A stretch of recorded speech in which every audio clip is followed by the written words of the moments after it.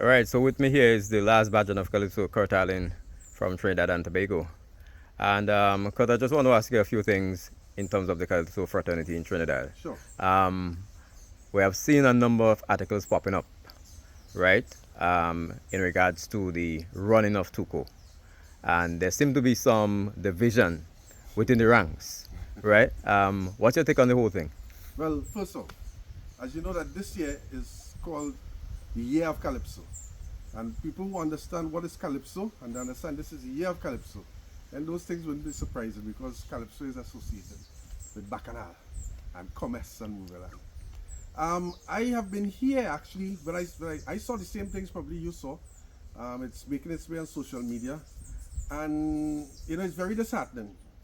To me, I'm seeing immaturity because first off, I don't think that it needed to reach social media.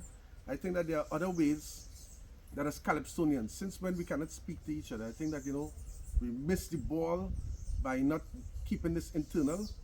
Then secondly, to me, I'm wondering if there is a TUCO in the first instance, because TUCO as it stands means Trinbago Unified Calypsonian Organization. And at this point, there is no unification. We are seeing one group on this side, a next group on this side. They're throwing a lot of talks to each other.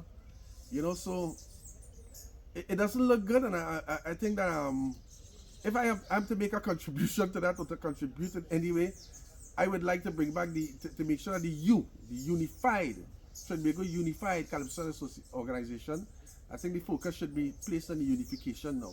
My thing is that personally, I would like to have some sort of audience, probably make a simple phone call to Bally, another phone call to Mr. Ainsley King, and let them know. Because look, I'm here in Grenada, and this is the question coming to me when I studied about oil dong and performances. There's a distraction. And if it's happening here, I suppose that all over the Caribbean probably have their eyes on what's happening in Trinidad. Well, So, the article, of course, was online, so I guess everybody yeah, everybody. had access to it, and it was brought to our attention while we were at a rehearsal for the juniors, and somebody pointed it out to me. So hence the reason why I'm I asking you understand. this now. Well, what I will do, right? I'm not sure if you're aware, there's a challenge that I have with Kenny Phillips. We do a musical challenge. And I think this is probably something, if we're talking about taking uttermost care of our own, my contribution in this whole thing is to see a unified TUCO.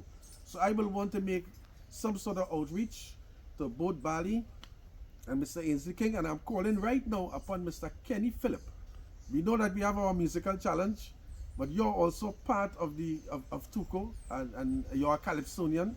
So probably we could use the platform and make the challenge to the benefit. Probably we should be looking to bring back the you.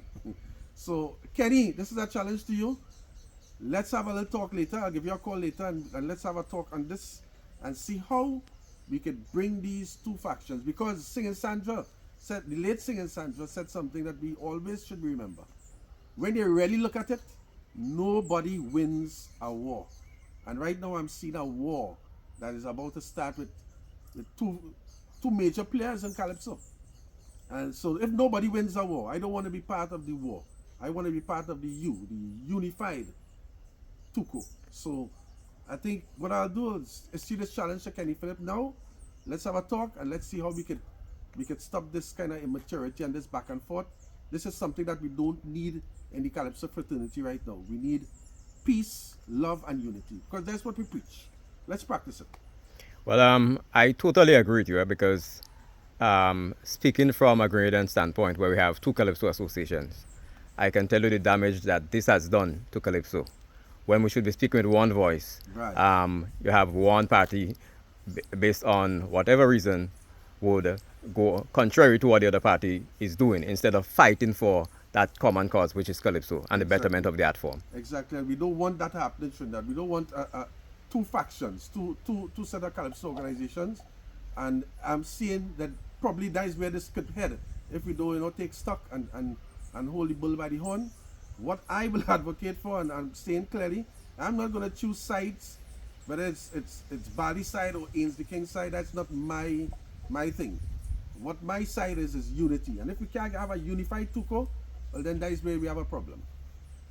Well, I do hope that that problem is rectified, because this cannot do well for Calypso. I mean, it could only lead to the detriment of Calypso, and that is struggling already. Yes. And further dividing the Calypso art form Yes. would basically lead to quote unquote its death. I mean, we have heard many times that Calypso is dying, but somehow it happens to resurrect itself. But Self-inflicted wound, eh? right, but in that case, if we are deliberately dividing ourselves, then maybe that is what could actually spell Calypso's actual death. Exactly, because as Singing Sandra said, nobody wins a war. And if you're going to start a war here, it means that the Calypsonians, none of us is going to win this war. So we need a unified TUCO. I'm calling on Bally and I'm calling on Mr. Ainsley King. I'm going to be giving you a call, a direct phone call. Please answer so that I can have a little conversation with y'all. Kenny Phillips, you will be joining me with this.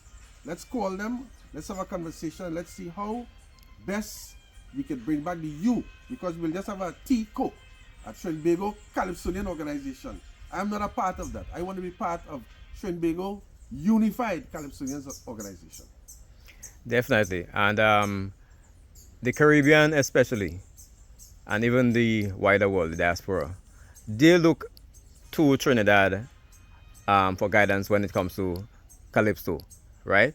And the running of the Calypso art form, the Calypso business in Trinidad is what is used in many cases as a catalyst for the other islands to form their associations. And if you're having something like this, where the body which everybody looks up to is being divided, then of course the ripple effect that will happen across the region and even the diaspora, Exactly. it can only spell a gloom and doom. Exactly. So that's why we need to get our act together. You know, we are laughing stock. You're not the first person asking me about this. I met several other Calypsonians right here in Grenada. And, you know, I understand their concern, but it's sort of like if they're poking fun as well.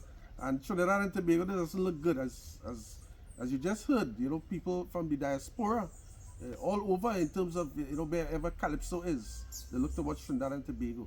So we have to set a better example, particularly after it was declared that this is the year of Calypso. We should be taking Calypso further, not trying to reverse that act by this type of action and behavior that we are seeing. It doesn't augur well, and it does not benefit anyone. Totally agree. So just want to thank you again, Kurt, No for problem. shedding some light on this matter, and I do hope that the issues that are affecting TUCO at the moment is rectified and is resolved, and everybody's happy at the end of the day. Yes, I'm taking personal responsibility to help rectify that, because, you know, and Kenny Phillips, I'm calling on you again. We had to talk this evening, and let's make this happen. Let's make this happen. All right, Kurt, thank you very much. You're welcome.